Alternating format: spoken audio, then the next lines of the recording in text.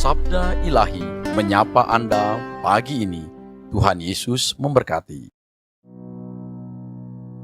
Tenanglah kini hatiku, Tuhan memimpin langkahku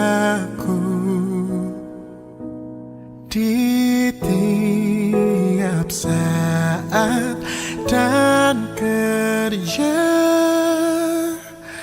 tetap ku rasa tangannya.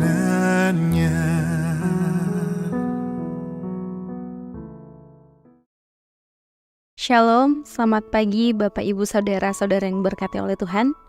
Puji nama Tuhan, kita bersyukur pagi hari ini ada kasih yang luar biasa daripada Tuhan. Kita boleh ada, itu semua karena anugerah Tuhan. Dan kita mau merenungkan kebenaran firman Tuhan pada hari ini yang terambil dari 2 Tesalonika pasal 2 ayat yang pertama dan ayat yang kedua. Demikian bunyi firman Tuhan tentang kedatangan Tuhan kita Yesus Kristus dan terhimpunnya kita dengan Dia.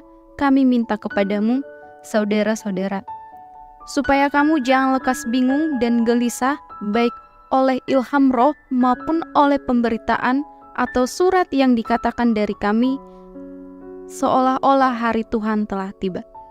Saudara-saudara yang berkati oleh Tuhan, perenungan firman Tuhan pada hari ini dengan satu tema, jangan bingung dan gelisah. Berita hoaks membanjiri media sosial dan menjadi konsumsi publik setiap hari. Ada yang segera merespon dan meneruskan tanpa menyelidiki dengan cermat kebenarannya. Di sisi lain, ada juga yang mencermati dan berupaya memberikan yang lain. Ada juga yang memberikan penjelasan bahwa itu adalah kabar yang tidak benar dan tidak perlu ditanggapi, apalagi mengakibatkan kegelisahan dan kebingungan. Saudara yang diberkati oleh Tuhan, situasi di masa jemaat Tesalonika tidak sama dengan masa kemajuan teknologi digital saat ini. Namun, kabar tentang kedatangan Tuhan Yesus telah menimbulkan kebingungan dan kegelisahan. Hal tersebut disebabkan oleh pemberitaan dan pemahaman yang tidak sesuai dengan ajaran Paulus mengenai kedatangan Tuhan. Paulus menasehati umat agar tidak lekas bingung dan gelisah. Sebaliknya, mereka harus cermati dan pahami dengan benar soal kedatangan Tuhan Yesus. Pemahaman yang benar membuat mereka bersikap secara tepat. Paulus berharap bahwa jemaat tenang dan tidak bingung. Mereka harus berupaya menemukan penjelasan yang benar tentang kedatangan Tuhan sebagaimana yang diajarkan oleh Paulus. Kita diingatkan untuk waspada terhadap rupa-rupa pengajaran dan berita hoaks di sekitar kita. Jangan biarkan persekutuan kita, bahkan hidup kita, hancur karena berita sesat. Berusahalah untuk tenang dan tidak perlu bingung menghadapi berbagai berita sesat yang membanjiri kehidupan ini. Cerdaslah dalam memilah berbagai informasi. Gereja yang bertumbuh adalah gereja yang membiasakan umatnya cerdas menyaring.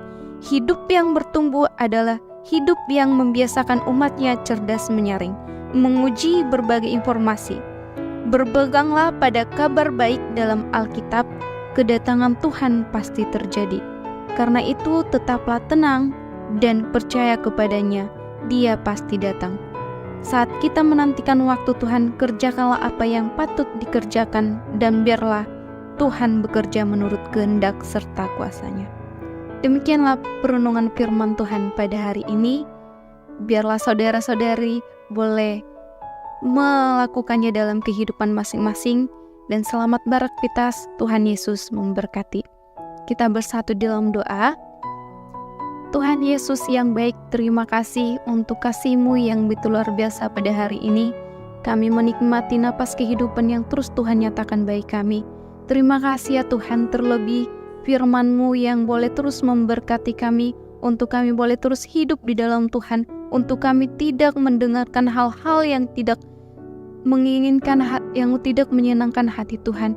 Kami rindu untuk kami terus berjalan di dalam kebenaran-Mu, dan kami tidak menyimpang dari kebenaran-Mu ya Tuhan. Terima kasih ya Bapa, terima kasih Tuhan.